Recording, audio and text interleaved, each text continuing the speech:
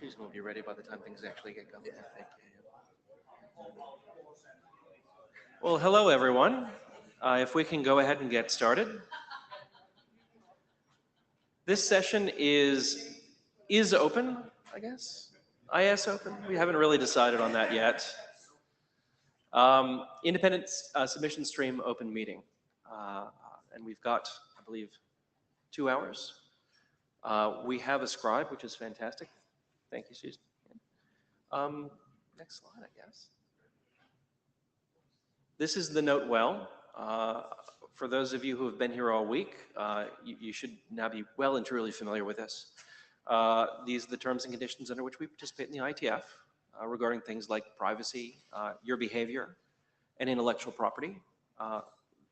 They're quite serious, so if you're not familiar with them, we encourage you to use your favorite search engine to search for IETF Note Well and to read and understand those terms.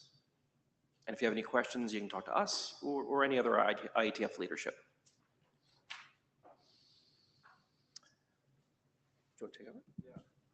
This may actually be particularly important in this gathering. So conversations, discussions can get heated, and people feel passionately about topics and their opinions. But nevertheless, we are nearly all of us grown adults and need to participate with courtesy and in a spirit of driving the technologies and the solutions and the discussions, but not getting personal. I think that's it. Just behave. All right, as usual, it's MeetEcho. We're using MeetEcho for the queue, and the chat is open. The notes are in HedgeDoc as usual. Sue has very kindly offered to drive that, but please help her. And in particular, if you make a comment at the mic, then nip along to the HedgeDoc and make sure that your comment was recorded as you said it. The materials are online, and that's all good. So if you've got this far in the week and you haven't worked this out, then that's pretty amazing. But in the room, keep your audio and video off completely. If you're remote, make sure audio and video are off when it's not your turn to speak. And honestly, using a headset remotely really, really improves the experience for the other people who are listening. Purpose, me, you? We're not quite sure what. Well, this is a one-off meeting, so this is a one-time thing for you and I. Well, that's to be negotiated. The purpose of the meeting is we want to have an overview of the independent submissions RFC stream. It has this special, odd place in how things are arranged here.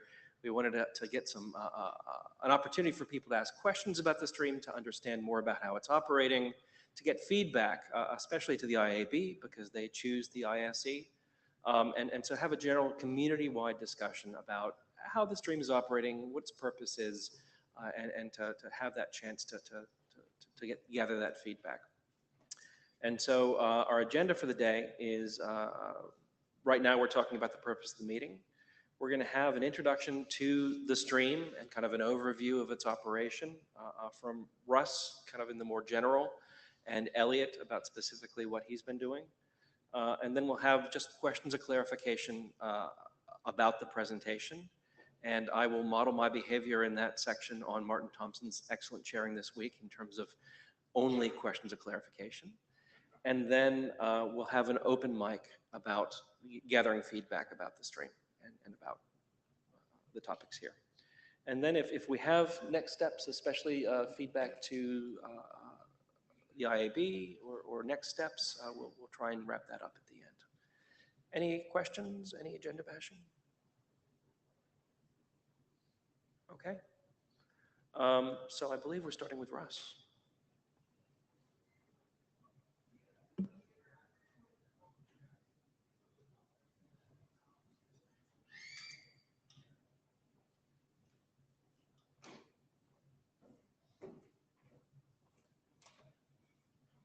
Does this work? Yes, he claims.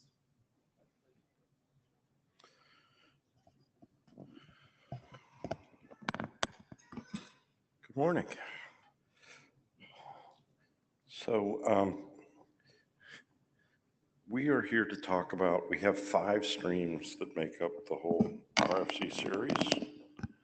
Wow, that thing's hot. We're here to talk about the independent one. We are not here to talk about the editorial, the IB, the IETF, or the IRTF streams, but they all become RFCs. So if you look at the RFCs that explain what the RFC series is, the one you want to look at to understand where the independent series fits in is RFC 4846. There's all kinds of things that go in here, from the April 1st RFCs at one end to eulogies at the other, right? And any can be anything in between, including documenting solutions that were considered but rejected in other venues, as long as it's very clear that they are rejected but being documented for some historical reason or as a path not taken. So why do we have such a thing? This independent, not one of our bodies run.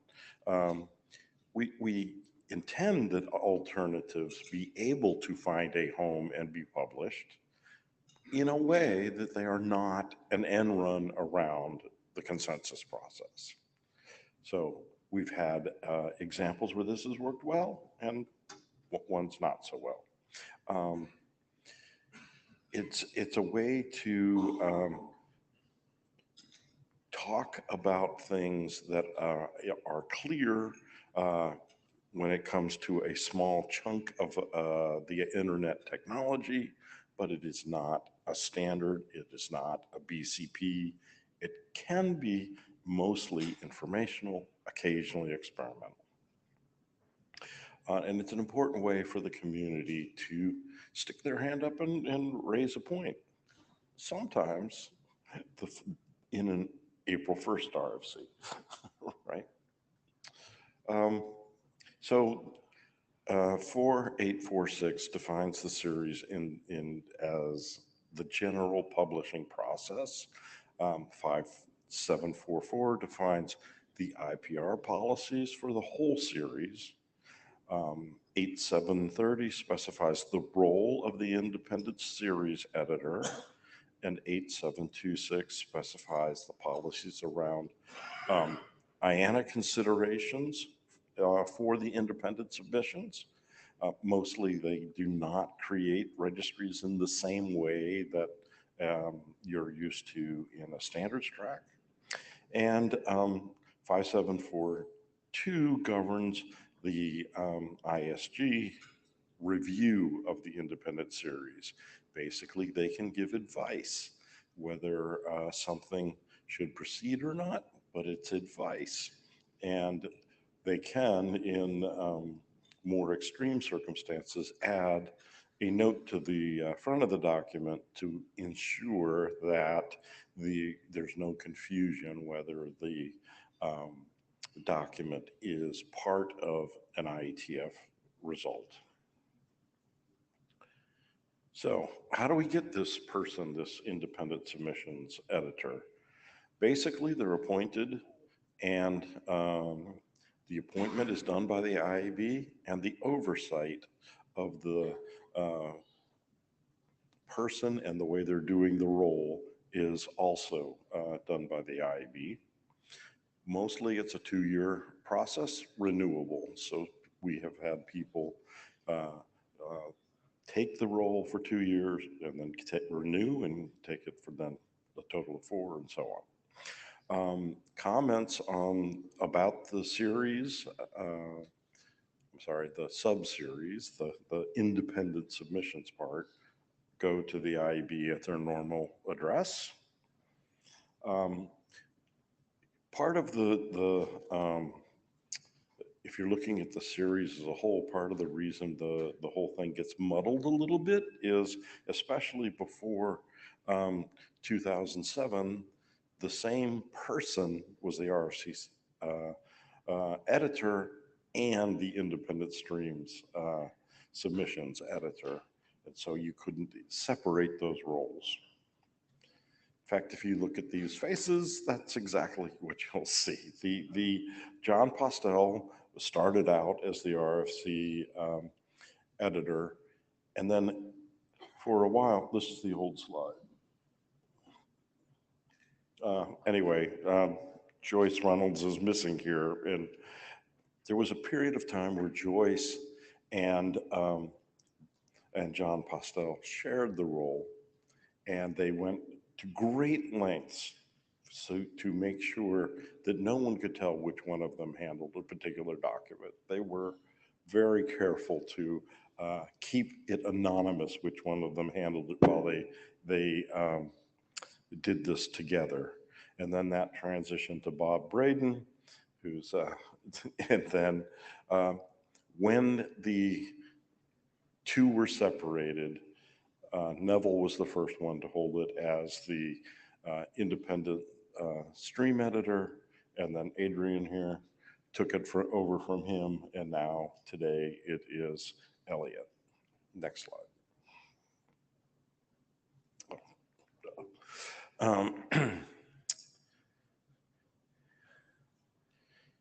So there is a independent submissions editorial board.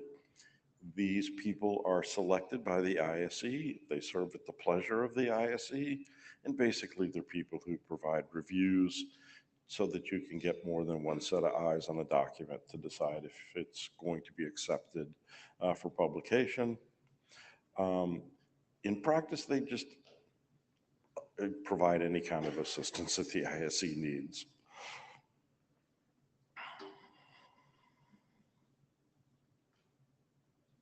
Is that it? There we go. All right, so how's the process work? Basically, you send the submission in the same way that every other document starts as an independent internet draft. So there's an initial evaluation where the ISE makes a judgment call as to whether it's going to go forward, or, hey, if you dealt with these issues, it could go forward. Documents get updated to resolve those concerns, and then it goes to the ISG for their conflict review. Again, that's advice, not a yes, no, but for these reasons we have concerns, or so on. And if you look at the document, there's a very small set of responses they can give. And if the document needs updated to address some of that, it gets updated. Ultimately, it goes to the same publication process as every other RFC, and including the editing by the RFC Production Center and the Auth 48 process to make sure that those edits are acceptable. So all documents receive reviews from the ISE, as you can see in that pipeline, but they also get reviews from people that the ISE twists their arm, either by getting them on the editorial board, or they find someone who has a particular expertise based on what the document's about. I know that Elliot has reached out to me to do cryptographic related reviews. So basically then all of those reviews come into the ISE and the person makes a decision. Again, it's expected to iterate to resolve the concerns, as long as they weren't, you know, please stop. And the ISE can also reach out to some of the area review teams or directorates and say, hey, can I get a couple more eyes on this? And as indicated before, the ISE must send the document to the ISG to make sure it's not an end run. So this is the way that that review happens. There's no conflict with the IETF document. Go ahead. Or the work is related to an IETF working group, this particular one, but the relationship is such that there's no problem with it proceeding. Or the one that leads to the most discussion is this could potentially disrupt the work of the IETF.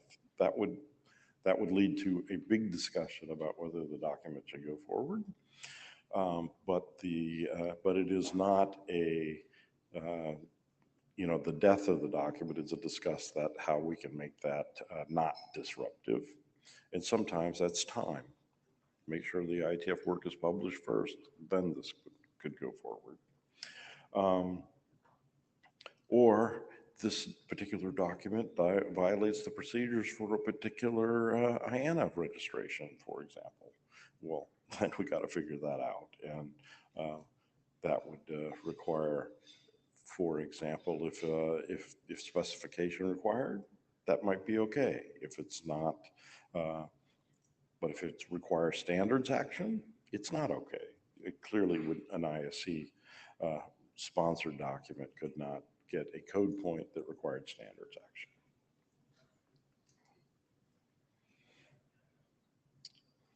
So usually the result is consider the advice, ask the authors to make some changes, negotiate a note to put on the front of it with the ISG. As I said, delay publication, but it's the ISC's decision here. So this gives you some indication of how many documents we're talking about. So in the busiest year, it was just over 40.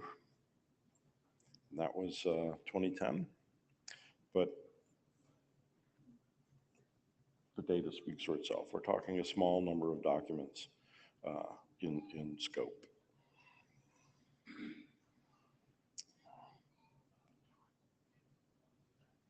So you can see,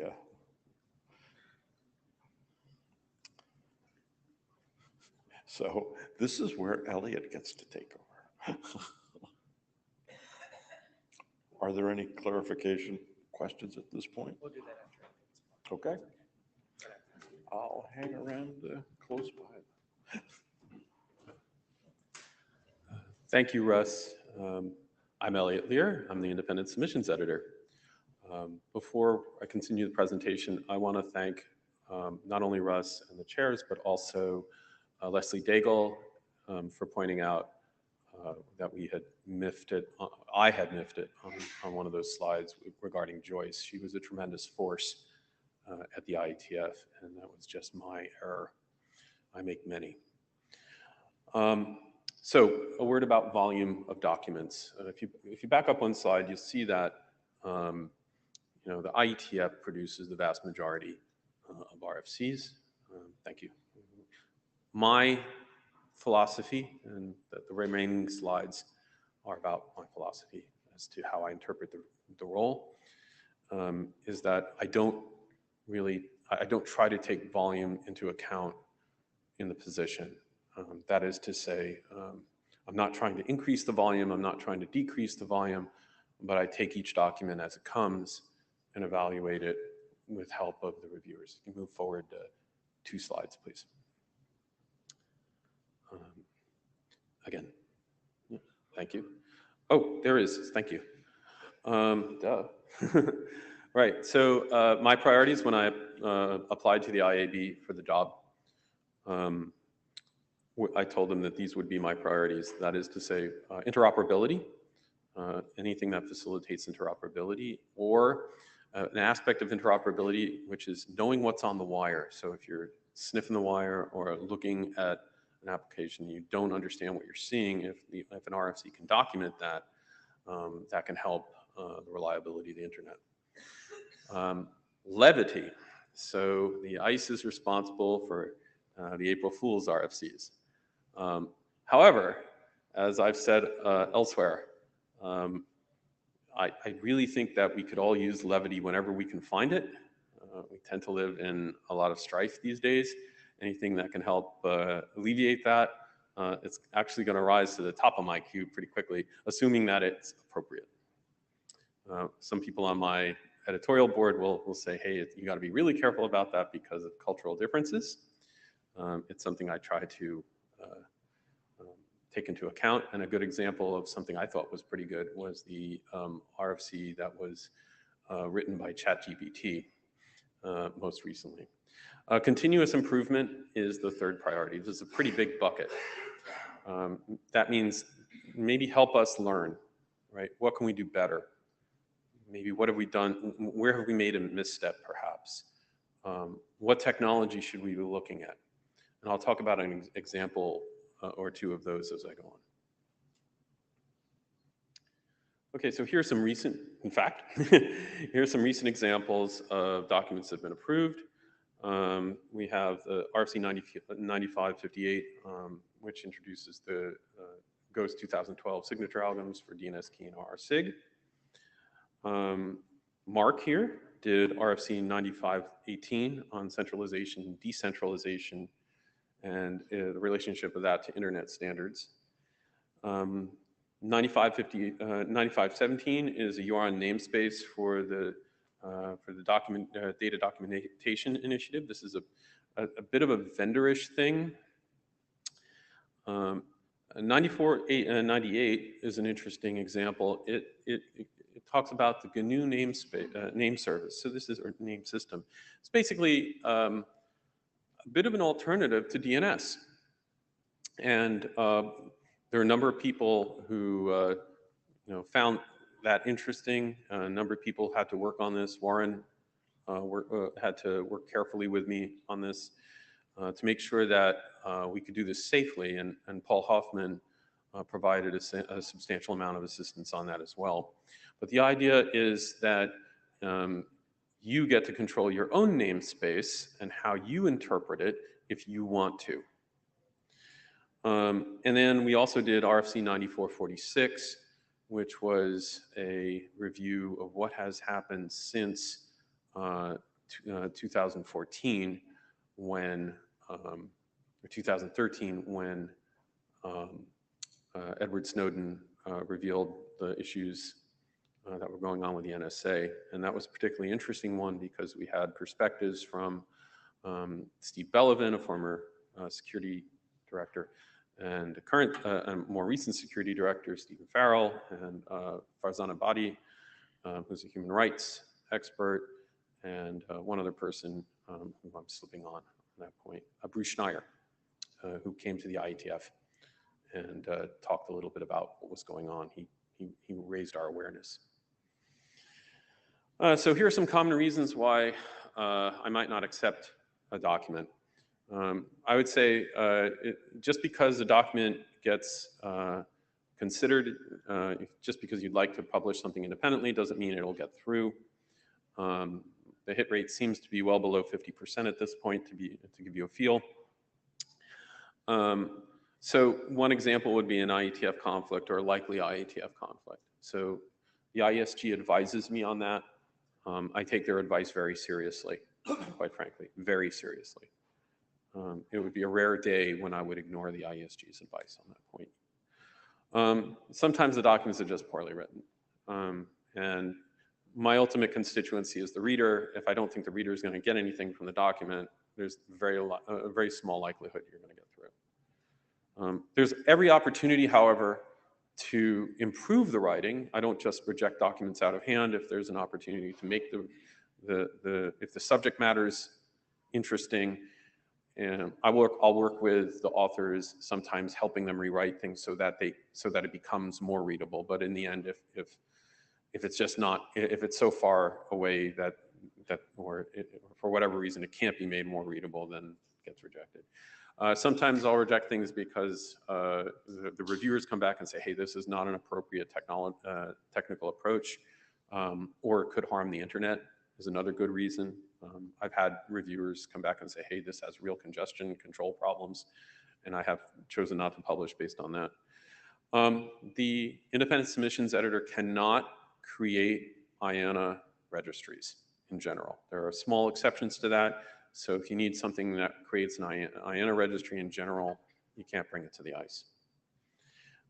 Sometimes things are not applicable to the community. I've had a couple of documents come to me that look like they're more appropriate for as a man page in old Unix speak, that don't involve interoperations between hosts, for instance, or just seemingly are very narrow in internal implementations, and those things I tend to reject. Finally, if the IPR is such that I believe that the publication of the document actually wouldn't serve the community, either because people who use it would have to pay a lot of money, that's going to weigh considerably negatively towards publication. In addition to the independent stream, there are other venues to publish, right? So it's not like I'm the only show in town, right? The ICE stream is one of many different ways to publish. When I receive a document, one of the first questions I'm going to ask is just that: is this really appropriate for an independent stream? If not, I'll work with the authors to try and find a good place. So oftentimes that will be the IETF. Almost every document I receive gets serious consideration as to which working group might be interested in this, or which area might be interested in this. We've had a number of documents go to the IETF. Sometimes they come back. The IESG is currently considering a draft that came to me first, then went to the routing area, and then came back. This is by Tony Lee, and it's on satellite networking. The use of R protocols in that case. Sometimes I commend stuff to the IRTF. A good example of that has been the Scion work. Brian Trammell and I have worked pretty closely on some documents in terms of going back and forth with PAN-RG. Sometimes it's going to be somewhere else. When Mark came to me with his document on internet centralization, one of the questions I seriously asked him was, maybe you might consider an academic publication. Sometimes it might be a place like the ACM. So I always look carefully at that as well. And then sometimes I can't think of a place, but the document's not appropriate for me, so I say, I'm sorry, I can't help you. But my ultimate criteria is really what will serve the community best, right? At the end of the day, that's the question I ask about every document is, will this help? Okay, so yesterday we began a discussion in the IETF and in the security area about publication standards for encryption. So I said yesterday that I didn't want to have the discussion about the ICE there. I wanted to have it here, so let's have it here.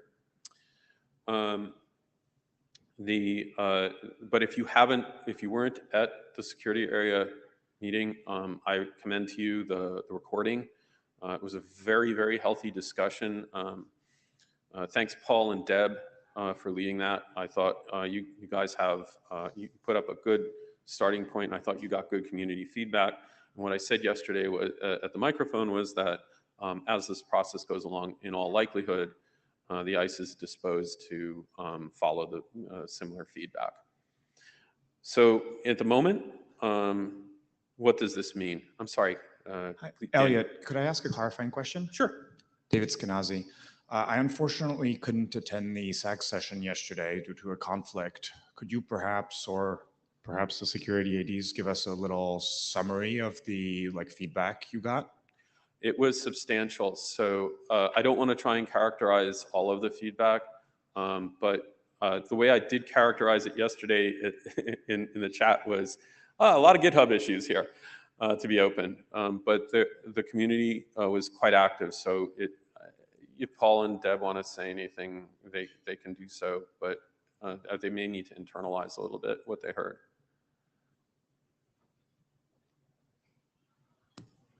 Hi, this is Deb Cooley, short person, Sec AD.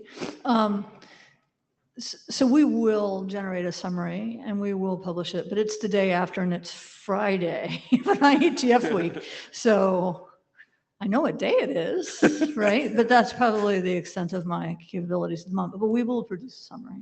It was healthy. It was good. We got a lot of good feedback. We got feedback we didn't necessarily anticipate, which is always good, right? But it was good.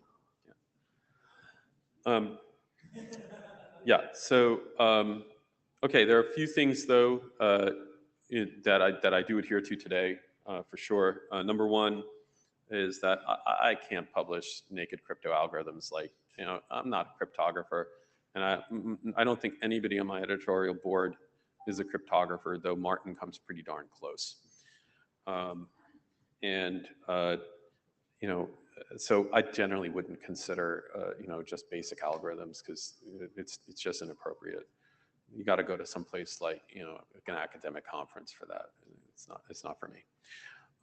Sometimes RFCs are required for publication, but not standards. So if it's not going to be a standard, but it is going to be an RFC, that in all likelihood that means the stuff's getting shunted to me for consideration. Now, apologize for the typo there, but applications of cryptography in our protocol suite, at least currently, are appropriate. So, say for instance, if somebody needs if somebody wants a code point for a particular type of an algorithm in use with, say, SSH or DNS or or TLS, they could come to me, but just because they do does not mean that I will automatically say, oh yeah, I'm going to publish this. And especially given the current discussion in the security area, I'm holding back on at least one document. I'll talk about that in a moment to see where that discussion goes. But if an RFC is required, that puts authors and developers in a little bit of catch-22. So those I take seriously. Now, is cryptography a priority? No, it has been a historical use of independent submissions, but it is not necessarily a priority. It is also not a non-priority. I take documents as they come. Each document is reviewed just the same as other documents. And I also ask for a crypto panel review, and I do get those. In some cases, that's been Russ. In other cases, it's been other people. And in fact, in some cases, Russ has just gone and done an implementation just to test, which is, I think, really cool. Clarifying question, Paul? Yes, Paul out of SecAD. Just a minor clarification. I just want to point out that we're not trying to prevent people from using various crypto algorithms. We just believe that they can get code points without getting RFC numbers. So I just wanted to clarify that we're not like trying to stop anything here, either here or at the ICE. Okay. And that discussion will continue both here and in SOG, I'm sure. And then finally, as I mentioned, there's currently one document in queue. I had initially thought it was okay, and I have since reconsidered prior to publication, and that is an SM2, SM3 DNS key, a DNSSEC draft. And the issue there with that document was I don't believe that there's been sufficient review, and I'm not sure there's been sufficient implementation interest. So I'm currently withholding publication on that particular document. So that's about where we are on encryption, but I expect to receive your feedback here as we discuss this today on this point. Peter, if it's a clarifying question, just a clarifying question, right? I'll try. So like yesterday, we kind of raised this question in the SAG. It's just the same question that was rerouted here. So I'm going to repeat it. Is that, for some national design cryptos, what are the reviews or endorsements or open procedures that we should go through before we enter into IETF? Right. So it's a great question, and it's one that at the moment I'm looking to the IETF and the security area to sort of elaborate what you heard yesterday, and I may very well use the same metric. It's an open question, I think, at the moment. So let's defer that just for the moment. Right. Is there going to be a process of discussing how do we, internalize these process? Is there going to be a discussion? Thank you. Can we hold this until the general discussion? We really want to get through the presentations right now. Thanks. Okay. So, all right. So here are some current documents under consideration. We have we have a document by Kathy Nichols. That one is related to work going on in core and ad hoc, and it's about defined trust transport. It's limited domain example for IoT communication. Hannes has written a draft that expands on the use of RATs and EAT. That one's just gone to the ISG. I mentioned Scion before. This is a secure source-based routing approach that includes numerous different layer drafts. And I've been working closely with Eric Bank and with Brian Tremmel on that. That's obviously related to the internet area and other areas. Juniper has a draft called SVR, which is a vendor implementation on VPN tunneling without the tunnel, which is interesting, but it's a little NAT-like. So a couple of my editorial board have decided they would like to review it. You, the community, are welcome to review any independent submission that you see in the data tracker. I go for both solicited and unsolicited reviews, and I use the preponderance of reviews generally to form my decision process. Lastly, we have in this list draft Spinoza URN Lex. This is a URN for legal documentation. And it's a URN, excuse me, for legal documentation. This one's been in the works for over 10 years. And is just on the tail end, and we're just working on how to handle sticking some stuff in urn.arpa as part of the final bits of this, and the design pattern for that is not entirely clear, even with the DDDI drafts. So I asked Leslie Daigle for some help. Hopefully she'll give me some, but she's very busy, and maybe other people can help me there too. So I think just some there we go. Just some last closing points. This slide didn't really come out right for some reason. The key thing that I would want to mention is that, as you've seen, not all RFCs are standards. The vast majority of them are. And standard is standardization is a big use, but not the only use of the RFC series. So I think I'll just leave it at that.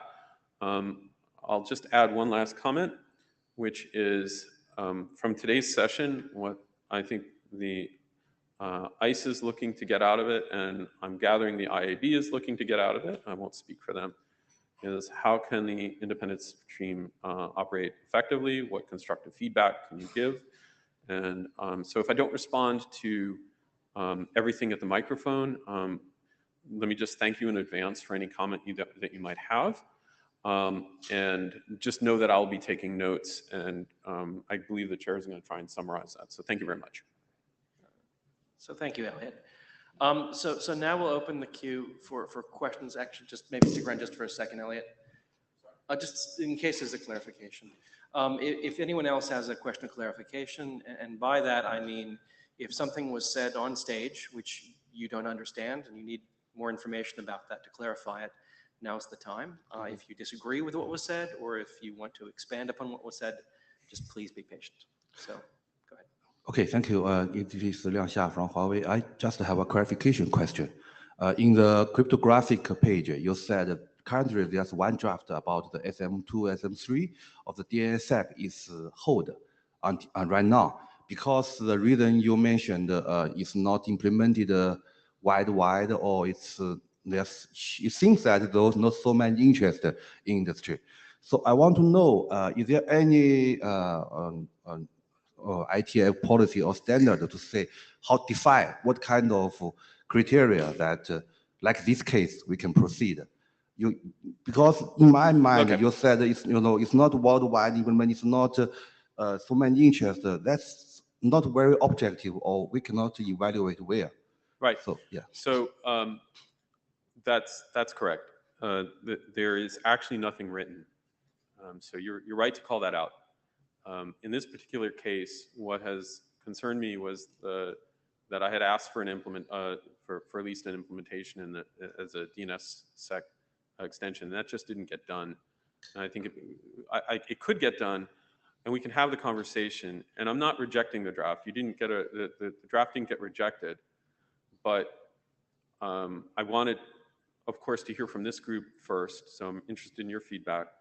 But I think for that draft, I would like to hear more. I'd like to see a little bit more implementation interest from the authors themselves, actually, because that concerned me, was that the authors couldn't get the implementation done. But I could be convinced the other way. I'm not, I'm trying to understand, what's best for the community here. Yeah, thank you. I just want to know because I'm not the expert in this area. I just want to know the background. But I fully agree that your principle, I think, is good. It's We're generally moving good. away from clarification now. So. Okay, thank you. But before we continue, the slide on the screen is missing some text. Before the first bullet, it should say no stream is an island. And before the second bullet, it should say RFCs serve many purposes. So we have some discussions with the MeetEcho folks. Paul, go ahead. So one clarification and one sort of separate point.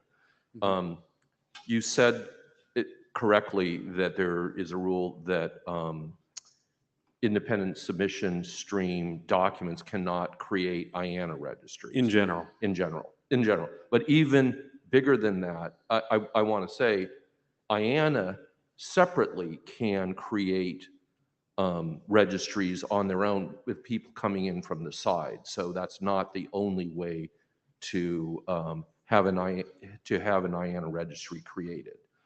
Just so people don't think, oh, I can't get one at all. You can ask IANA. I think, like you, they're very hesitant to just sort of take one in, but that's not a solid no from them either. And I'm not speaking for IANA. I just sit next to them a lot. Right. There is an RFC governing the creation or non-creation of IANA registries as relates to the independent submissions. Right. And I'm saying, but there's other ways. I mean, if you can go back one slide, I think, or two slides. You have the same problem here that they had yesterday, which is you are saying encryption and crypto algorithms when in fact you're talking about many things in your stream, namely algorithms, mechanisms, the use of algorithms and such like that. So as a clarification, when we get to talking about this hot topic, I would like to see you separate those out because quite frankly, you have in the independent stream more documents describing mechanisms that are used for encryption than the algorithms or the specific uses themselves. Yeah. So, and this, again, this is what many people got wrapped around the axle with yesterday. That's why I wanted to clarify. Let's take that to discussion because that I wanted that as a clarification. Though. I understand you're using that as a clarification. It sounds more like disagreement to me. Okay. So, Well, no, I think it's a clarification. I'll just answer it this way. Mark? No, I'm not disagreeing. I think it's fine. In fact, some of them have been mine. It's important for people who say, I don't like this, to not make the this be too big when in fact they like some other related things. Okay. That's a clarification. So just, I'm only going to answer your question with an example, right? if somebody tried to write down what to say, here's the SM2, SM3 algorithms, for instance, here's their description, and only the description of those algorithms, we don't have the expertise to do the proper review for that. And so as a negative example, that would be an example. But the application of SM2, SM3 as relates to in the DNS sec context, that's more appropriate in the RFC series, I think, as an example. Okay? And one more thing, Elliot. I wanted to ask, you mentioned your editorial board a couple of times, I think. Oh, yeah. But if you could maybe speak a little bit more about how that operates, and if you can nominate some of the people who are on that, I think that'd be interesting to folks in the room. So who in the room is on my editorial board? You want to stand up? Okay.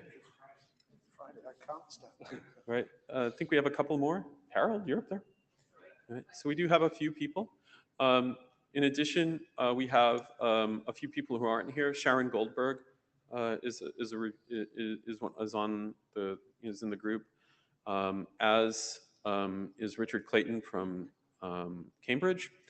Neville and is on the board, as is Aaron Falk, and also Joel Halpern is on the board as well. I hope we can all join together to wish Joel a speedy recovery. He's been ill, and so that's one of the reasons he's not here.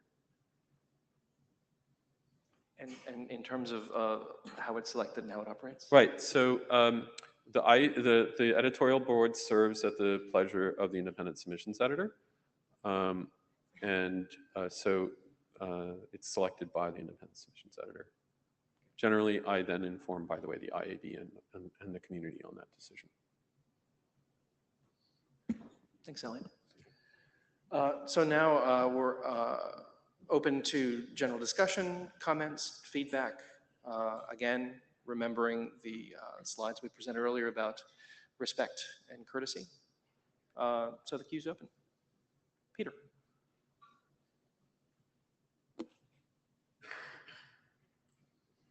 So it's continuing about understanding the review process of the ICE. So understanding that ICE does not have the capacity to, really, review the crypto primitives. We would like to know, like, what will be. Also, this is discussed in yesterday's SAC session. Like, there will be some vetted, reviews from outside crypto organizations like ICR or IEEE, for example, Oakland, for example. So, what will be like the review or endorsements before we go to the IEC? Like, would there be a range of recognized conferences and journals with, open publications will be needed? Would that be a milestone before going to the IEC? So I guess I'll answer questions from this mic, if that's okay with the chairs. That's what I do, actually, is I try and do at least some search, and I ask people who I know who have crypto experience to say, has this received good community review? Now, I realize that's an imprecise answer, so I'm actually looking to follow what's going on in SAG for that to get a more clarifying answer. But we discussed, right, that having the sort of open competitions and open review and those sort of things, if that's the direction SAG takes, the chances are that the independent submissions editor is likely to comport himself to that view. I'm independent, but I'm not isolated, right? If the security area is coming up with good requirements and good policy, how am I going to differ from that? So that's why I'm sort of taking my lead from them, in terms of the approach. All right, thank you, Elliot. This is just if we need open competition, if we need open publication, just listen out, and that will be fine. Yeah, so again, we're going to have to slow down a little bit so that we as a community can consider this issue. It's an interesting and complex issue, especially with national cryptography. Thanks. Jim. Thank you, Jim Fenton. I'd like to challenge the statement that the independent submissions editor is not an end run and doesn't publish standards. I mean, it's true that that things on the standards track and BCPs can't be published through the submissions editor, but an awful lot of specifications that I've seen, one in particular, you look at it and it looks exactly like a standard except for the tag at the very top of the document. And we've seen instances where we've got government agencies that are mandating the use of things that have been published by the ISE so-called informational documents that contain normative language and have all of the appearance of, to an outsider, of having come from the IETF, and yet haven't gone through that process. And it's very confusing. I think it kind of waters down the value of an RFC to have things that look like standards that aren't, that are published by the ISE.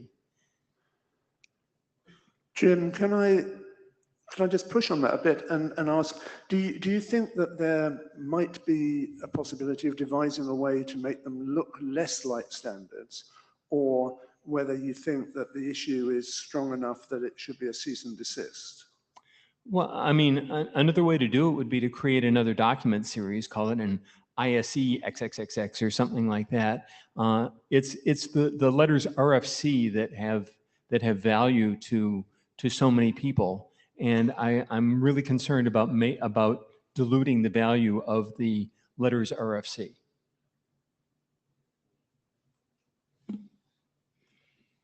Thank you. Martin? Yeah. Pardon me, Martin Thompson, not a cryptographer. I'm not here to talk about cryptography either. I'm here to talk about something that I think is very concerning about the structure of this system that we have here. And it's not about the purposes that Ross articulated. It's more about the institutional design. I heard Elliot use the word I quite a number of times in his presentation, and it was not the word independent. It was referring to himself. And look at that slide there with John Postel and Joyce and Bob Braden. We have relied for, I think, the better part of 30 years on exceptional individuals filling an important function, this pressure release function, if you will, the ability to make, I guess, dissenting opinions available for use, to document interoperability where there is no consensus about the properties of those things. And we all lay that responsibility on a single person who is working on this part-time, off the edge of the desk, as it were. And I think this is a very poor institutional design. I think one of the reasons that we have systems and processes built up over time is so that we can do away with the reliance on someone doing an exceptional job and having the sort of exceptional integrity that this system depends on so much. And I want to have a conversation about that, because I think that there are problems with the way that the IETF operates, in that it doesn't make some of these dissenting voices available.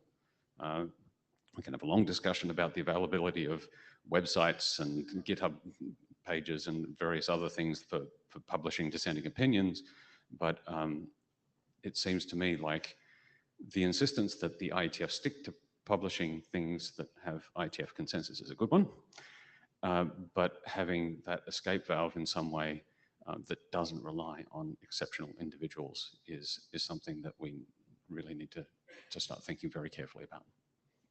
So I'm obviously going to ask, do you have any suggestions of what we could put in place instead? That's the hard part, isn't it, Adrian? I have thoughts, but I would like to hear what other people have to say on this first. Those thoughts are not complete, and it is a difficult problem. Richard, you fell off the queue, but I think you're next. Yeah, I'm just in offline mode here. I'll just start by taking up where Martin left off. Like, I think a very good starting point would be to take some of those really good criteria, guidelines, habits, that Elliot discussed in his presentation, and get those documented and get them expressed as norms that the community's endorsed, so that there's some sort of guardrails or some sort of notion for future people in that role. I mean, ultimately we'll have people in roles, and the only way you can constrain them is with norms and guidelines and processes. But we should go ahead and write those norms and guidelines and processes. That is a tool we can use to constrain folks, even if there's ultimately a person in that role. Now, the reason that wasn't why I got up here, I would like to endorse the prior two speakers heartily. I think they've hit on a couple of the key issues here. I'd also like to thank Russ for the overview of the purposes of the independent stream. And I thought that slide was really interesting in considering it in light of why one needs an RFC for those things, in contrast to all of the other ways that exist in the modern world to publish things, to publish opinions, to publish eulogies, to publish funny things. And I think we have to kind of take those purposes in designing the ISE, take those purposes in mind together with the costs that Jim mentions of confusion and the other things that are, the other possibilities that exist in the world, as we're kind of shaping what role the ISE plays in the world. In my view, I think if you take into account those, the risks of confusion and the goals you're trying to meet and the other opportunities, we end up with a very, very narrow role of things that need to be RFCs and need to be things that look like, look similar or in the same sort of vein as the things that have IETF consensus. A very, very narrow set of things, if anything. So I think it's worth thinking about what is the niche in the modern world that is left for the ISE, and how can we kind of clarify that, and to Martin's point, get some constraints and norms around what should go into that. Please. Okay. Continuing the previous discussion, I think we are generally talking about the same thing. I have one comment and one suggestion. Comment is that I think right now about cryptography, there's no matter it's national or it's international. Currently, we don't have that definition, but more and more cryptography is coming, and they want to to define how to protocol use it in IETF.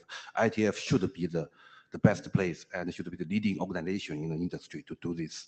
So we cannot avoid it, or ignore it. So I really hope that IETF, I think this is a very good start. We start to really systematically consider how we should have a good way or a good policy to help this organization to in the future to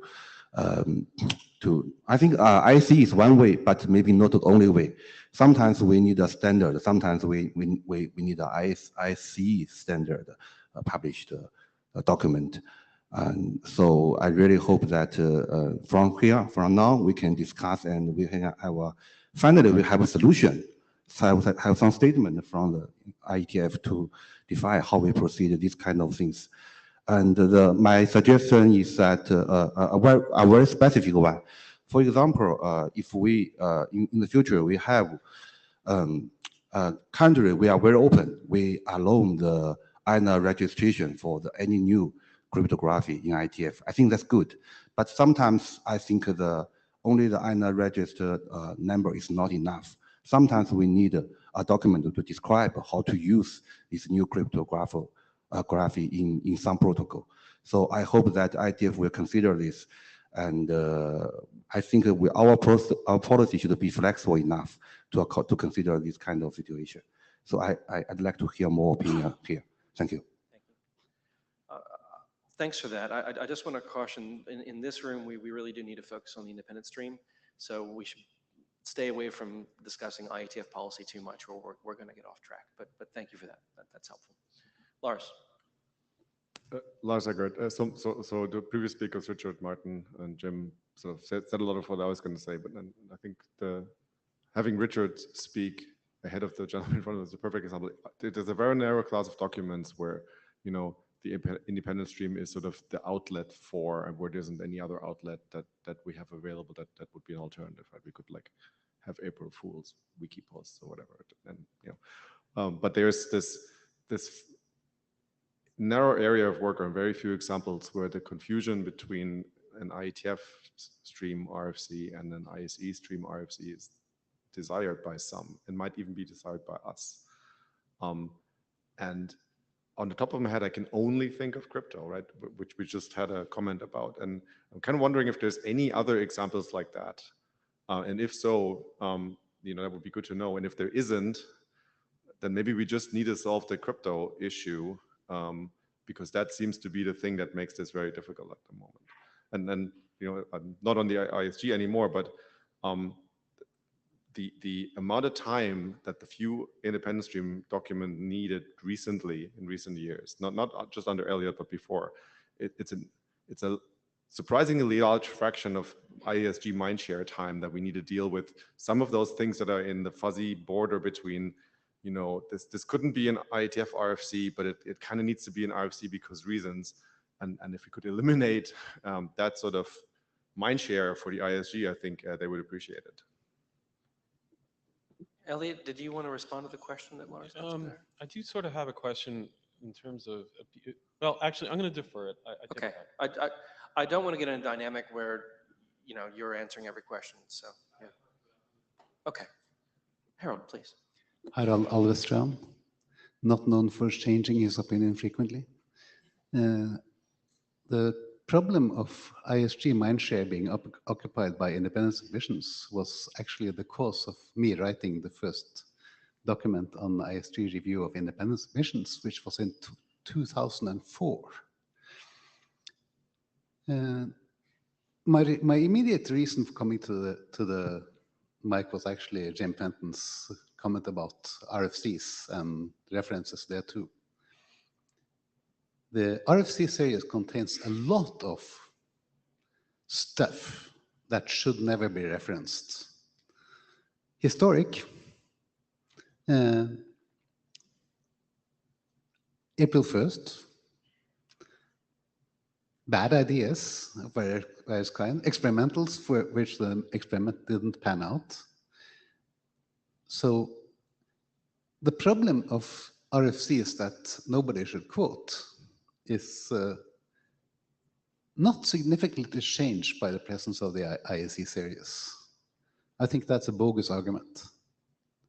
I also think, an opinion that does not have IETF consensus, that the problem with the RFC series is that it's so full of good documents that people forget that it also contains bad things. We need more bad RFCs.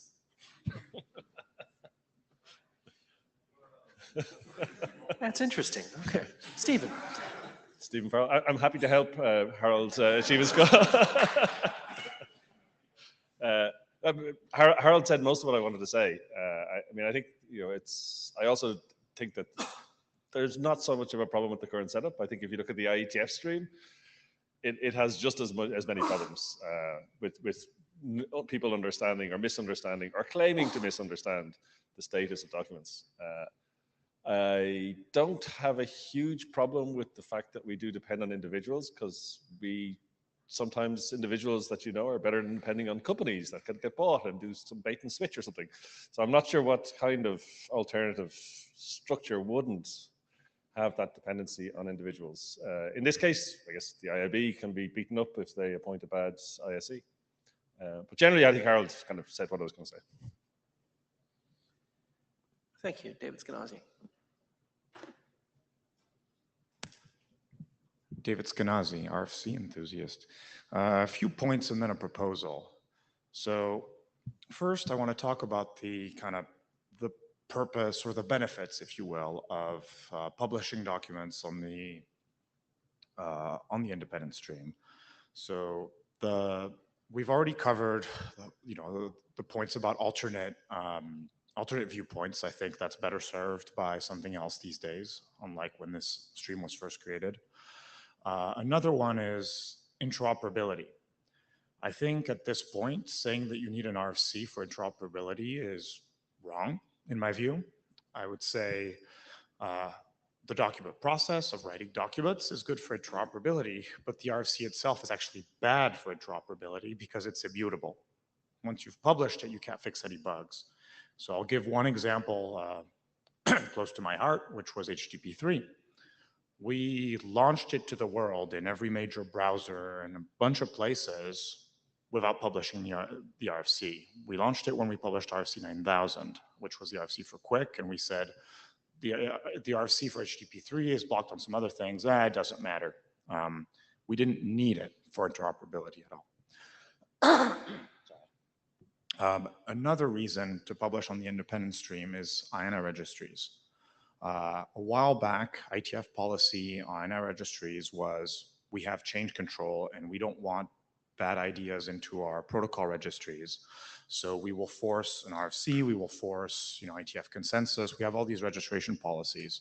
The IETF has vastly moved away from that. Now we generally have much laxer, like specification required expert review, which in my view is a much better idea. Because what happens when you put hurdles in front of people who want code points, they just squat on a code point and go about their day. Now we have something much more collaborative, which removes the floor, but prevents conflicts between code points. So INR registries, another historical reason for the independent stream that really no longer applies. I think there are a couple registries that still have RFC required, so those need to be fixed, but that would be doable. Another point is cryptography. Cryptography is a domain where more isn't always better. Having a small number of solutions that are well peer-reviewed is much better than a very large buffet of options that have been reviewed less. And I think we should leave that responsibility with the IETF and the IRTF, as we have been doing. That's been working for us. Saying that we have now a new way to do that with less review and less consensus doesn't seem helpful. And as long as we fix INR registries, we don't need to publish those cryptographic algorithms because we have a solution for interoperability that exists already, and we have a solution for the INR registry. So based on these points, to me, like the reasons for publishing RFCs on the independent stream are like way smaller. And I agree with a lot of folks who came before me. And so my proposal would be to significantly reduce the scope of the independent stream to perhaps just April Fool's RFCs. It's a cute thing that a lot of us like. And like we've said, I agree with the points that having one person and requiring them to be amazing at their job is not how we should be running things. Like at work, we call that a bus factor. It's risky for any organization and it's a sign of a process failure. But if it's only one person that's responsible for humor, I'm okay with that. I think Elliot's funny. And so as an IAB member, I would say that we could publish RFCs that update the independent stream editor model and all of that. And I would commit that assuming there is some sense of consensus within the community that that's what we want, I'm happy to help and work on the IAB to update those documents. Thank you. Andrew Campling. Oh, there he is. Hi, Andrew Campling. 2 points, really. Just pushing back politely on the suggestion that we need to make the terms of reference a lot tighter and not rely so much on the person. And I understand in an engineering-driven community, there's a tendency to want to have everything specified. I think actually ambiguity in this role is actually a feature, not a bug. And it would be a mistake to try and make it overly prescriptive as to exactly how it operates and what it can do and so on. I think it's actually a good thing to have this outlet with some flexibility around it, rather than to really try and nail down every last detail. So I'd urge, don't change that. That will be a mistake. And then to the comments in the chat around if I characterize it as the RFC brand, those of us with marketing experience would tell you that there are lots of experiences, lots of people out there that have tried to do brand change. It's hard, it often doesn't work. Go there at your peril. So again, in terms of tinkering with what can and can't be an RFC or to try and adopt something new and different, ask some marketing people and you might not want to do that. It might devalue the whole thing. Thank you. So just jumping in before Kathleen, we've heard a little bit from IAB members, but one of the big purposes of this meeting is to get information for the IAB. If the IAB who are here could join the queue and ask directed questions, that might help. Kathleen. Kathleen Moriarty. So I do think strongly that we need this release valve. And I think I'm hearing that from others as well. I also agree with Harold and Stephen. There are lots of existing RFCs that went through the IETF process that are defunct, never got used, right? So we don't have like complete integrity of what comes out of the IETF stream. And then I agree with others that IAB and IRTF should be considered in concert with any potential changes, whether, you know, an additional label is added as opposed to removing a label, for instance. Thank you. Thank you. Ted. Thanks very much. Ted Hardy, No Hats. I wanted to go back to the comment that Martin made at the very beginning, which was about the process and about the reliance on a single individual. I think one valuable output from this would be actually documenting the current ISC's current process in a way that would allow anybody in the community to understand where the failure modes are. Although there are 109 people signed up for this MeetEcho thing, that's a pretty small portion of the community. And I think once we have that, we might end up in a situation where we could then have the conversation about whether the failure modes are particularly bad for specific types of things which currently go through the RFC series. And I think that in turn might lead us to this question of whether narrowing the series to specific types might be timely. Clearly, the RFC series has gone through a series of changes over its course. The first ones of them were TypeScript and handed out to a group of people on a physical mailing list, and they got more and more complex and changed in many ways over the years. It may be time for another change. But I think it would be very valuable to start with documenting the current process, identifying the failure modes, and then saying, what are the consequences to those failure modes for the different kinds of output?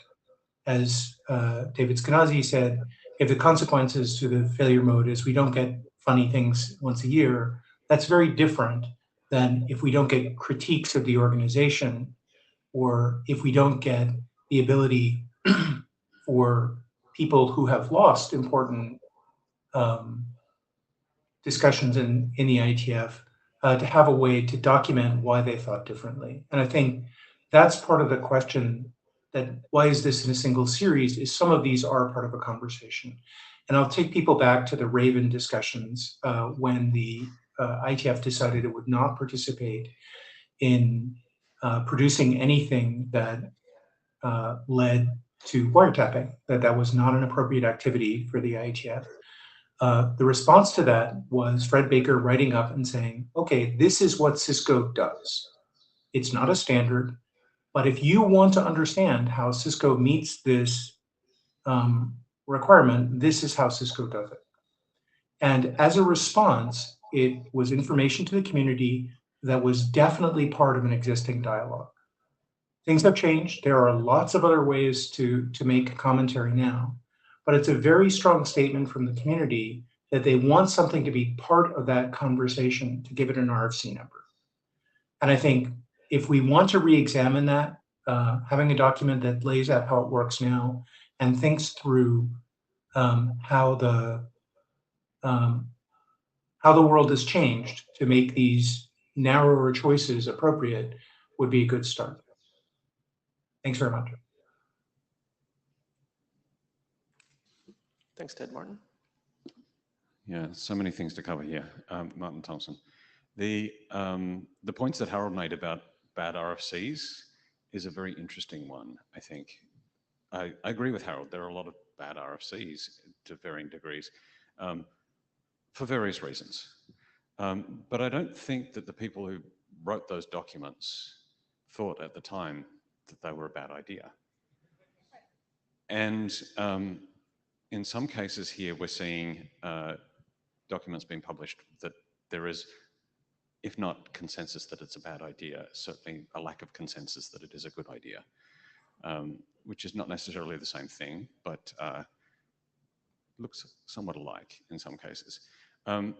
Having a place that those dissenting views, and I very much value the sorts of things that have been said in terms of interoperability.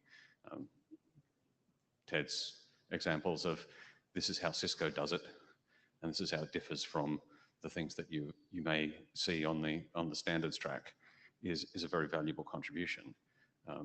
One of the things I've observed recently is that the consent degree that Microsoft had during the early 2000s led to a great set of documents that they produced documenting exactly how their products differed from those in standards. Very meticulous and precise, and all of which were hosted on something Microsoft.com. And it sort of led me to the conclusion then that the release valve is a little larger than it used to be, and it is the size of the internet, and that's not a bad thing. The question of bad RFCs is probably better recognized by changes not here but in the IETF, and changing the way in which we approve documents, being willing to approve documents there that are meet a lower standard, loosening those processes up a little bit. We've over time gotten tighter and tighter and tighter, and a lot of people put in a huge amount of investment to get to nearly the point of publication, and then realize that no, it's just not going to fly because we don't have consensus around it. And then they immediately look to the escape valve. You know, we have this thing that's very nearly an RFC, but it's never going to be an RFC with standards track approval.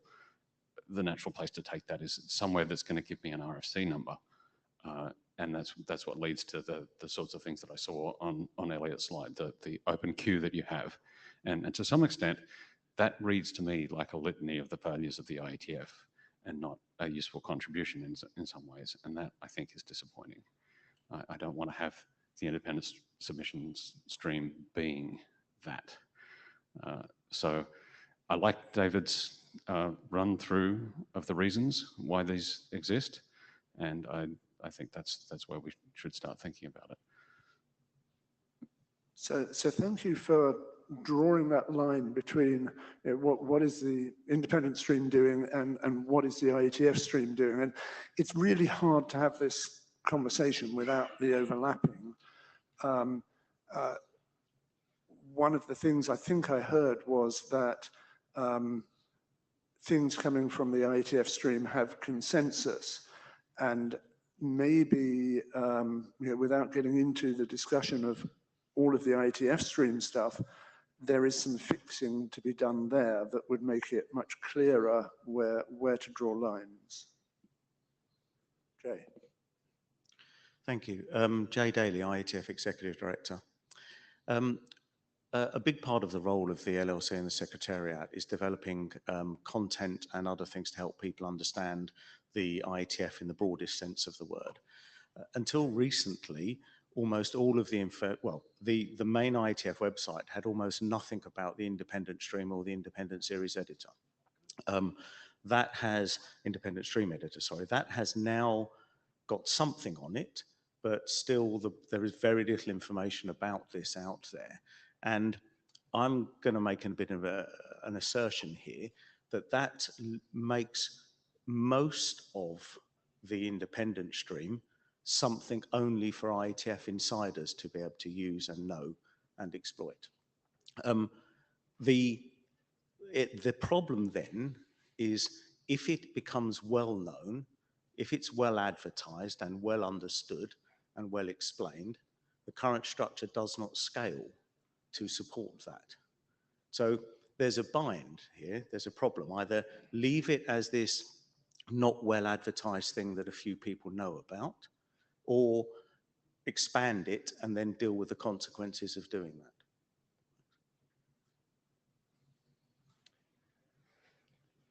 Richard? Yeah, So I just wanted to pick up on, I think, a thread that Martin raised and kind of tie it back to this thread of confusion that Jim kicked us off with.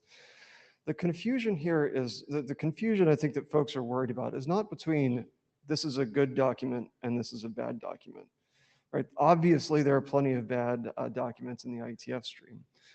I think the confusion people are worried about is between things that have the consensus of a broad community, that have been broadly reviewed and have the imprimatur of a community's consensus on them, and things that are just like whatever Elliot decided to publish it. And which is not to say that Elliot, doesn't have processes and is doing a conscientious job, but ultimately it's his decision. It's one decision, as opposed to the review and consensus of a whole community. So I think that's the value that I believe I would assert that the market understands to be attached to the RFC brand, and we should be aligning around. And that's kind of the value that at least I'm concerned about confusion around. Now, I'd like to tie that also to this question of national algorithms and their usage, because I think it's related. Because national algorithms, they're often conducted, developed in limited processes and things like that. They don't have typically the broad review that things that come through the IETF stream have.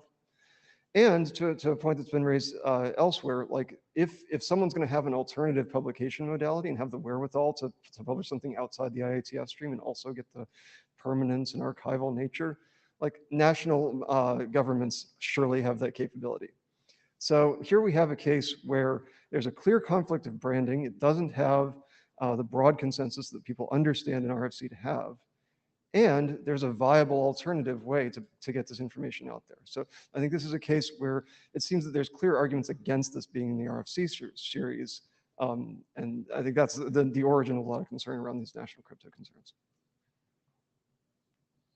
Thanks, Wes. Wes Herdeker. I will take Adrian's comment that he wished the IAB members in the room would stand up and say what we were looking for. I will do that by saying what I'm looking for, right? So it is the responsibility of the IAB to appoint an ISE.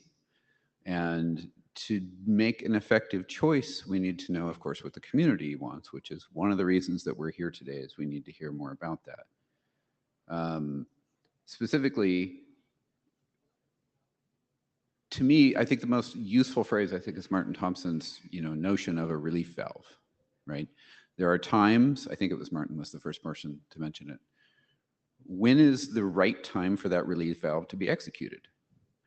When is the wrong time for that relief valve to be executed? When is it bad when it's, executed too many times, and when is it bad when it's not executed enough? What are the indications of that? Because that helps frame the type of person that we want to put in with the characteristics they have and what they believe about, when this is an appropriate thing. And I think all of this will change drastically over time as we get the relief valve right and wrong, or as too many things are published or too few things are published. We'll fine tune that over time, and just the world events will change, just like the cryptography discussion lately has really changed.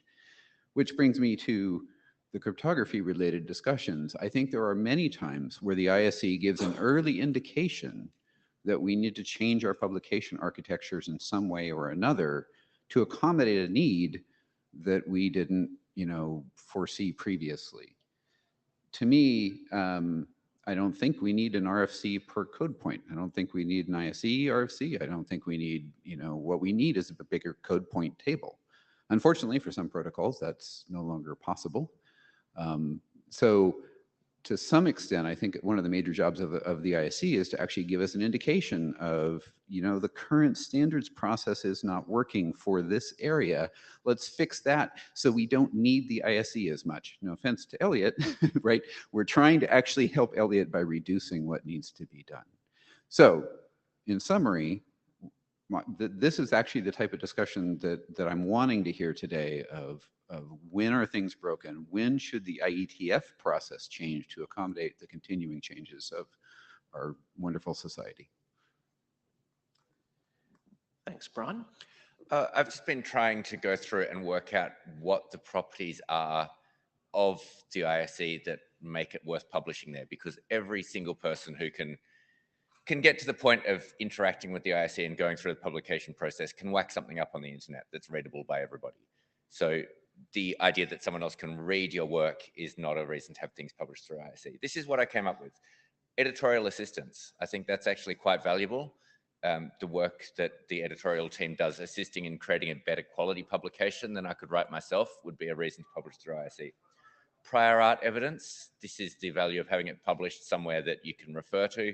And a few of these things are that there's a central place that you can point to and the date that it was published is clear. There's an evidentiary chain. And that also goes for archival, that your document will last longer than a regular web page. Most web pages from 20 years ago are not accessible anymore. If you've published something through the ISE, it's still available 20 years later. And referenceability. There are IANA registries that say you need to have a published document that can be referred to and that won't disappear. So they're the things that I think add value, but there's another big thing that people go to the ISE for, and that is the RFC brand. And I think there's a really strong argument that the ISE should not have the RFC brand on it. I don't see any benefit for that other than trying to launder your document and pretend that it has the IETF's brand value associated to it and that it is a legitimate IETF document. I think we take that away, and a lot of the arguments that people are trying to get stuff through the ISE go away. We get the benefits that the community actually gets from it without this disadvantage of it being used to basically put a IETF quality document label on it. And then you get all those benefits. You don't get people trying to put things in there that don't belong there. And so I think that is really the thing that we need to do, is to say it needs to have a different name on it that is not RFC, so that you can look at it and say, this is an ISE document, not an RFC document. All the other benefits are still there, the benefits that actually give the community an advantage here. And I think then a lot of this other discussion goes away because it's not necessary anymore. Thanks, Brian. Elliot. All right, so I think most of this discussion has really been direct. Can people hear me? I can't tell if okay. Has really been directed at the IAB, not so much at me. So I just want to say a couple of things. First, I'm still listening for constructive feedback as to how I can do my job better. Something I'm hoping to get out of this. I did want to make a couple of comments, though, informationally about how the stream has worked in relation to the other streams, because I think that that's something that needs a little more clarity here.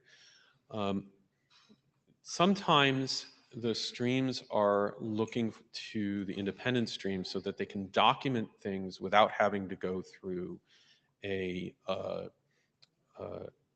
consensus process. And a good example of that has been there have been informational documents where, for example, in PanRG, where there's interest in doing work that is starting with Scion, and then going from that point where they want to document the vendor implementation initially, but then want to build on it and say, okay, let's take this in a different direction. Or another example might be of, I think where we started with NFS years ago, where the RG chairs have said, or a chair has said to me, hey, can you publish this, because we really just want to do the research on this, but we want it published. And we don't want to just, we don't want to use our processes to do it. Now we can say, well, the IRTF should redo their processes to allow for that, or push that back to the IRTF. That's one approach, and you could remove that back to the IRTF if you want. Another example of how the streams have interacted has been and this will be an example near and dear to my male friends, MAIL that is, in terms of email headers and email extensions. And sometimes, so what has happened, right, is I have published and others have published before me documents that, document a new header. Now, initially, when I came on board as ICE, what I did was I went to the area director. I said, well, isn't there a place for this to be done in the IETF? And so, you know, Murray hemmed and hawed, well, I want to do something here, but I don't have enough. I'm not ready to, or the IETF isn't ready to. Can you handle this? And even today, if you look at the MailMate charter, you'll see that documents, certain documents are suggested to go to the independent stream rather than the IETF. So I just wanted to mention that as a little bit of information about it's not just a pressure relief valve per se. Sometimes it's also, and this is not a perfect analogy, early indication system, right? That here's some areas that the IETF really does need to gear up for that they're not quite ready to gear up for. The information then informs the IETF and the ISG, for that matter, the leadership, about, okay, here's an area where we really need to spin up an area or do more work on. So just some food for thought. Thank you. Thanks, Colin.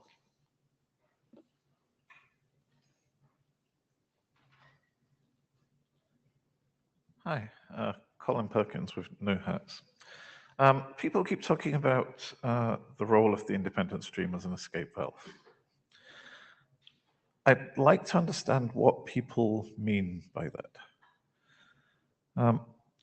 Because it seems to be a largely theoretical use of the stream rather than an actual use of the stream. I was just looking at what's been published on the independent stream in the last few years, last decade or so. And there seem to be very few, if any, RFCs published on the independent stream that critique what the IETF is doing, or that publish an obviously dissenting view to what the IETF is doing. I see crypto algorithms. I see RFCs describing particular companies' protocols. I see April 1st RFCs, and I see RFCs publishing something where the IETF had no consensus to publish it.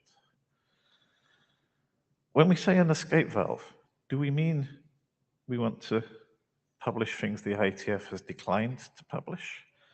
Or do we mean to publish things that critique the IETF's process? The latter perhaps is a valid use as an escape valve and a mechanism for critiques.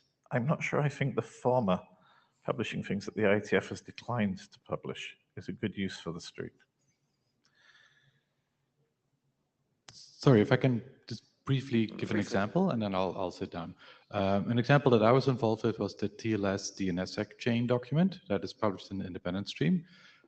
It wasn't that the TLS working group was against it. It was just that they didn't want to spend more time on it. There were two parties that did not agree, and they couldn't reach an agreement. And the TLS working group just said, like, please discuss elsewhere. We don't want to spend time on this. And so this is, I think, an example of like one of these escape valves. Pete.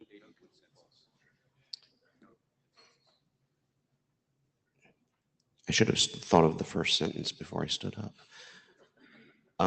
It seems that there are two competing things being discussed here that I really wish would be separated. There's the value of the ISE, which I think Colin was just talking about. And maybe it has, or Bron, and maybe it has positive value, maybe it has negative value. I think that's an interesting question. And then there's the value of the RFC series, which seems like a very independent question. And the value of the marketing of the term RFC. And I don't know whether this form is the right one for the latter question. It seems to be embedded in a lot of the comments. The idea that the reason we're going through all of these machinations about the ISE is because we want the RFC series to have marketing value probably for standards seems like something maybe we could pull apart. I've been commenting in the room that I'm not completely convinced of this marketing value other than it happens to be what we marketed all along. But if we changed, I would hope that the value is in the IETF, not in that particular label. I'd like to see some evidence that it's the label that's so key. But I do think the conversation is worth separating into those two parts. Thanks. Just to note on time that we've probably got about 20 minutes of discussion left. So if you're wanting to, get in the queue. Okay, thank you. I think today I heard a lot of good productive discussion here. So my question is, what is our next step? Do we have a plan to produce something to, to define our policy or our process or clarify some, questions? I think until now we don't have the final conclusion or answer. So what is the plan? Good question. Deb. So this is Deb Cooley with no hats and no employer. But I will point out, so I do want to raise the point that if you were to shun national crypto completely, you would be almost devoid of crypto. Because most of your crypt that's MTI or recommended is actually national crypt. So I do want to encourage you to think about the fairness of allowing some national crypt and not others. And if the independent stream is a way for you to publish national crypt that you don't necessarily want listed as recommended or MTI, it's a good use of the ISE stream. I will also point out that through experience, we have found that vendors are very reticent to implement internet drafts. They want it in an RFC. We heard it yesterday in SAG that some vendors are not interested in implementing internet drafts IDs. They want RFCs because of the stability of them. So those are my only points. Again, no hats and no employer.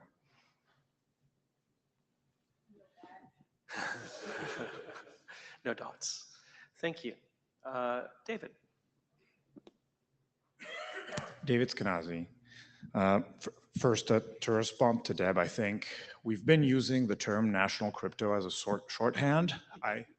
We shouldn't be. The important term is not widely peer-reviewed crypto, and by which crypto means cryptography. Thank you. But because I agree with Deb, the N in NIST stands for something very specific. So what I have been talking about, and I somehow use the shorthand national crypto, is non-widely reviewed crypto. If you want to get pedantic about it, widely reviewed has had consensus in, let's say, the CFRG, as in your RTF or IETF.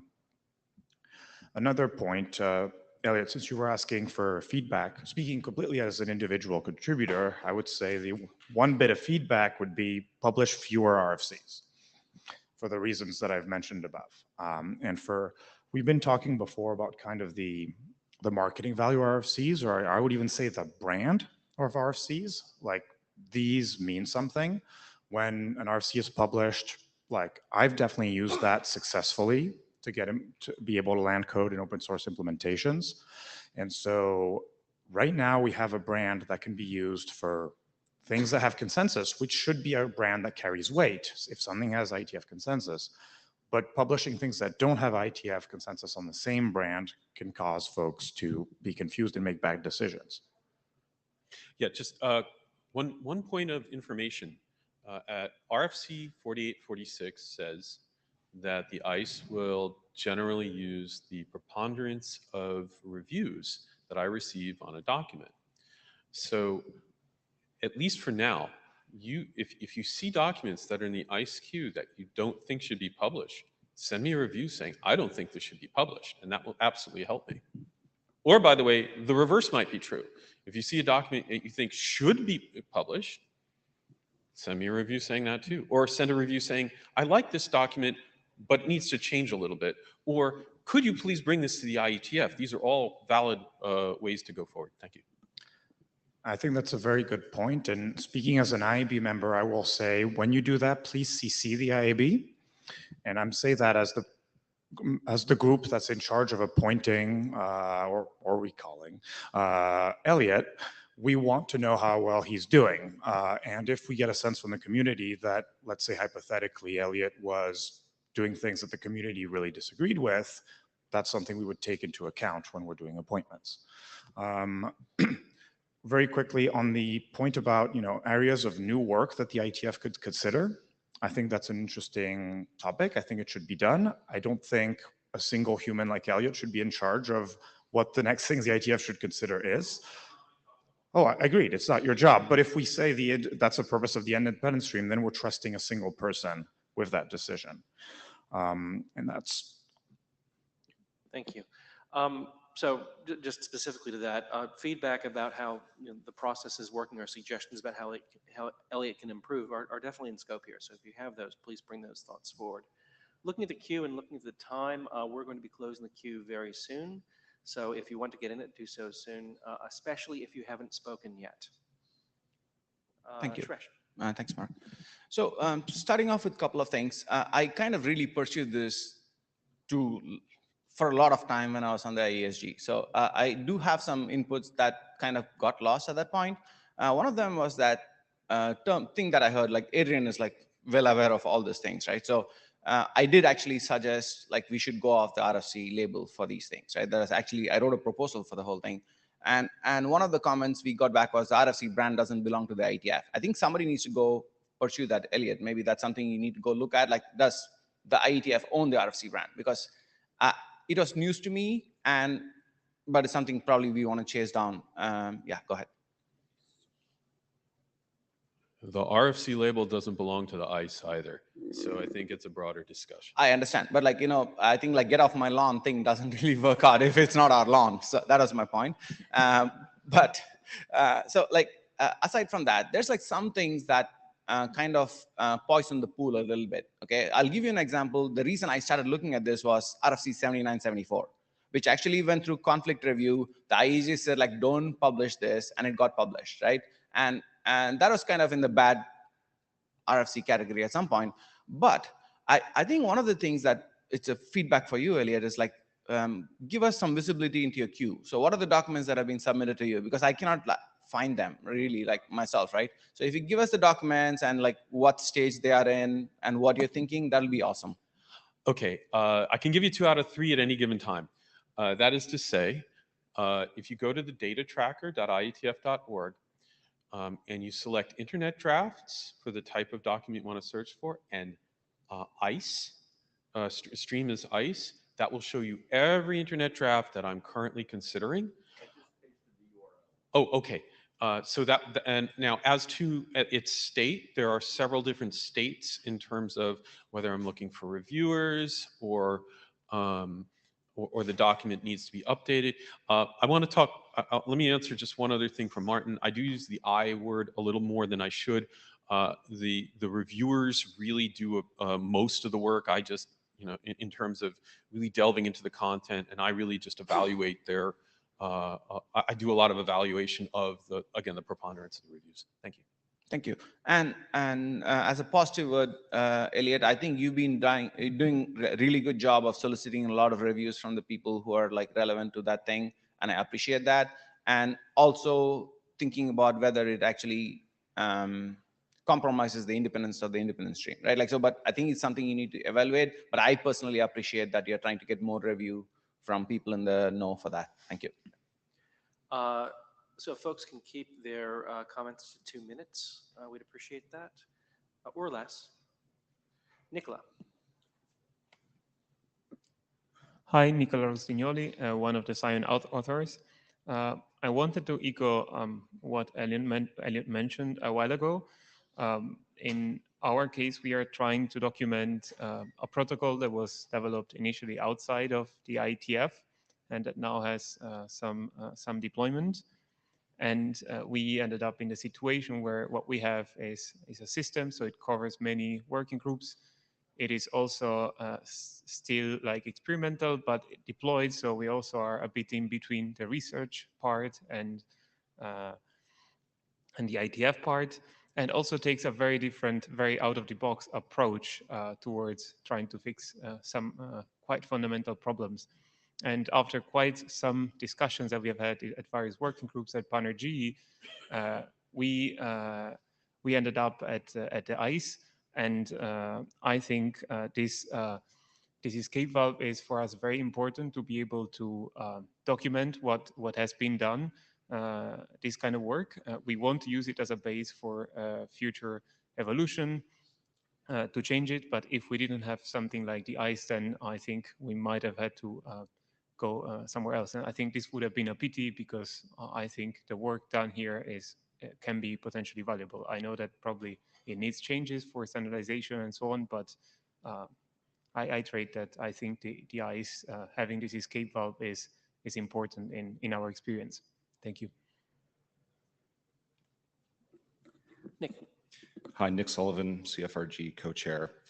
I just want to note that there are no CFRG or IETF or ISC RFCs that define national crypto primitives, whether US or otherwise. And I don't see a reason why we should start now.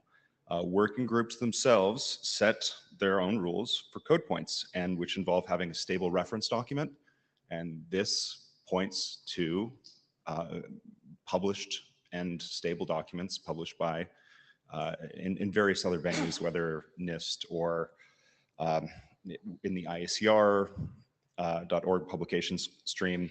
I'd like folks to recall that 25519 came through the CFRG first before going through FIPS and being incorporated into national government standards. So with respect to the pressure to have cryptographic primitives having an RFC that have already been defined and gone through national processes, there's pressure to do so, but it's misguided, and it's not something that I think it's a good idea to give into. Thank you. Stuart.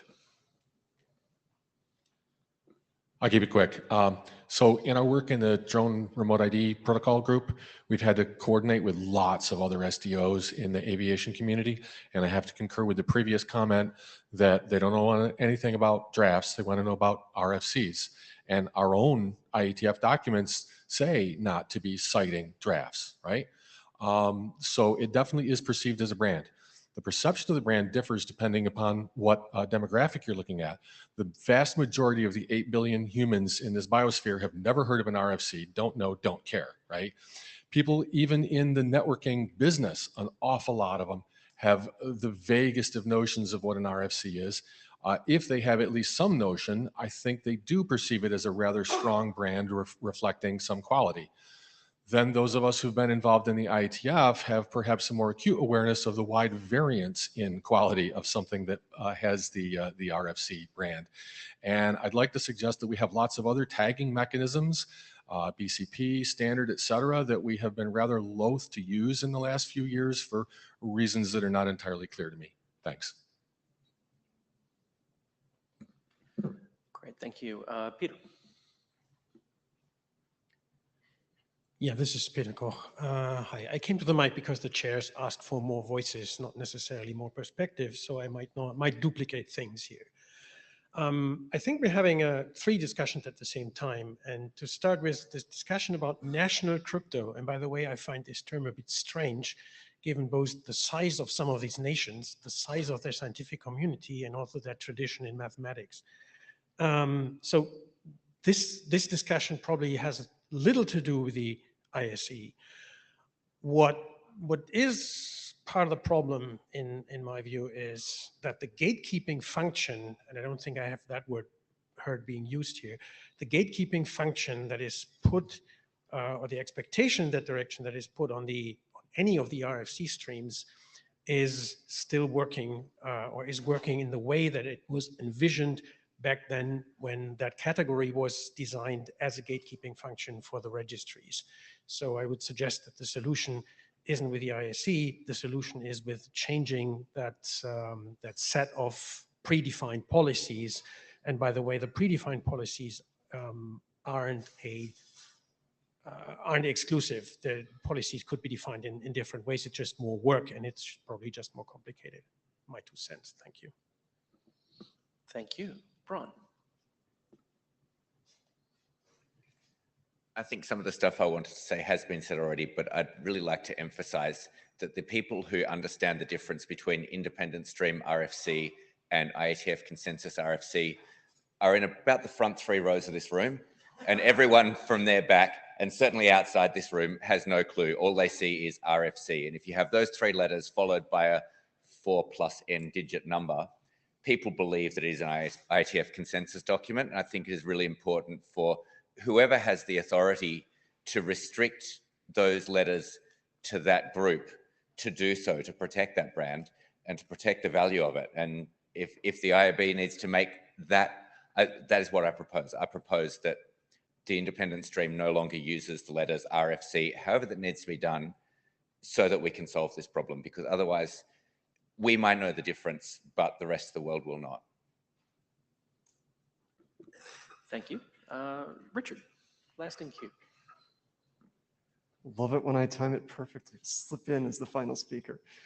So I want to close, since I'm here at the end, on a note of what's the action item here. I think what I've heard today, starting from Elliot's presentation and continuing through a bunch of the speakers, is that there are a lot of constraints and considerations that need to go into the independent stream and what the independent stream chooses to publish that are not written down right now. So things like how Elliot's choosing, making good choices to operate the stream, to these considerations about alternative publication venues, confusion with other streams, RFCs. And I think the IAB right now could start up a document to encode those constraints and try and constrain the ISE, articulate its role more clearly, articulate what it is and is not supposed to be doing. So I would propose that as something for our honorable IAB members to get started up. I would be happy to contribute to such a thing. Might be a good thing for a little program. Feel free to have Elliot lead it. I think that would be a good way to drive the work. But I think getting the constraints we've considered here, the things that are not written down would be an excellent actionable next step. Brilliant, thank you. Thank you to the room for being civilized. Tommy, can we call on you to say what you think you've heard from an IAB perspective, what you think the next steps are, which I think probably lie with the IAB, and maybe where this could be discussed further? Yeah, thank you. So Tommy Pauly, IAB Chair. So thank you, chairs, and thank you, Elliot, for having this discussion, and thank you to everyone who provided feedback and input here. Certainly, just at a high level, there's a diversity of opinions and perspectives and experience, and I think that's very good to hear all of that come together here. Many of the key items that people are bringing up seem to be about that relationship between the ISE and the IETF and how the perceptions of the work being done is there and how work transfers between the two different bodies. And that's one of the reasons I think that a number of us on the IAB wanted to have this discussion with the IETF community and looking at how it interacts with the ISE. As for some of the concrete next steps, part of it, the point of this was to listen. I think we want to listen carefully, and so I imagine, Elliot, you're going to go back and look at the notes and take this all into consideration. I think as the IAB, we're going to try to review all of the points that people brought up here, all the different feedback we got. If people have other thoughts that they didn't have time to articulate here, or then please email IAB list. You can also email the ISE. We'd love to hear other thoughts and input you have on some of these topics. And I did hear some particularly recurring themes, such as how the RFC brand is perceived, and that seems to be kind of one of the underlying tensions or discrepancies to a lot of these discussions. So I think that's something where we'll need to take it back, review it, and come up with some suggestions as for our way forward. And we are happy to hear any other concrete suggestions people have, but expect before the next IETF, we should have some feedbacks and summary from the IAB on this. Thank you. Thank you, Tommy. And just on that last point, listening to the discussion, it's apparent that there are some kind of higher level issues here about the RFC series, and one can think of those as policy issues.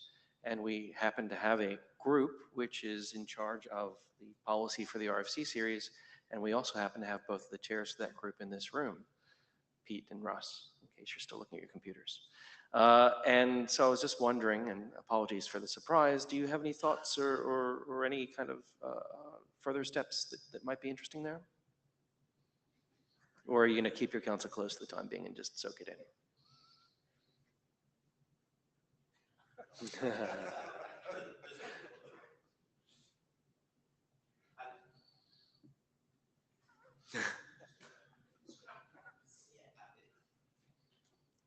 I mean, it is, reasonably in scope to talk about some of these issues in RSWG. Not looking forward to making a lot of work for myself. But I don't have any, particular opinion about whether these things should come in yet. There's things in here that are reasonably well thought out already and things that are very undercooked. So. Building on what he said, one of the things that we, the RSWG, are asked to do is distinguish between operational things and policy things. And we are only on the policy side. Some of these are very much policy things. And so we might be the place where an answer gets published. But part of where the struggle is there's some things that are in the gray area between those two, and some of these fall there too. Thanks, that's helpful, and sorry for putting you on the spot. And Elliot, I think we heard some starts of suggestions on how maybe you can change your practices or enhance them, and maybe a place where people can send those or where you can discuss those might be interesting to talk about. So I want to add my thank you to the community for their for the input. I do think there's one action here really. There's one big action here for me, which is I think people really want to have a little bit more visibility into the ICE process. So there are two things that I've already begun. Actually, I've been doing a lot to improve the transparency of independent submissions in different ways. One thing that I'm already doing, right, is making sure that there's more information in the data tracker. So I've been working with Robert Sparks, for instance, so that people can see reviews that are meant to be public and non-anonymous. The second thing that I think I take from this meeting is that documenting how the ICE function works a little more. And I think at least that can start as an independent submission in terms of saying, here's the way the ICE works today, so you have some feel for it. How the ICE works in the future is, I think, a different conversation, but at least having a little clarity on how the ICE works today, I'm very happy to document that in a bit more detail. Again, thanks for all the comments. Elliot, I wondered whether there would be a useful action for people to look back at the last, say, 10 years of ISE RFCs and send you a little table of, I wish this hadn't been published. Obviously, you can't change it now, but as guidance, I wish this hadn't been published, and this is how bad I feel it was.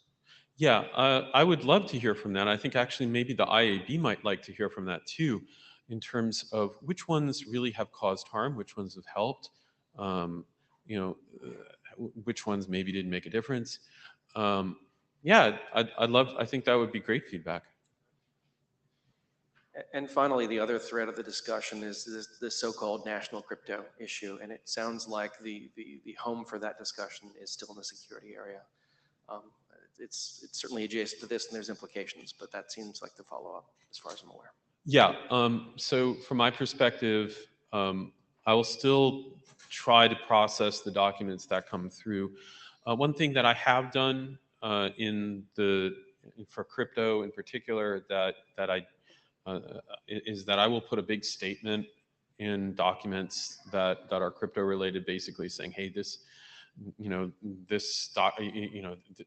at your own risk is essentially big warning signs. And I can, if people are interested, you can look at the latest crypto RFCs from Ghost. I think the last few, and the last one or two, I've started basically putting big warnings on in the front in terms of applicability. Good. I think we're done. Thank you. There is no such thing as a free lunch, but it is available. Wait, what?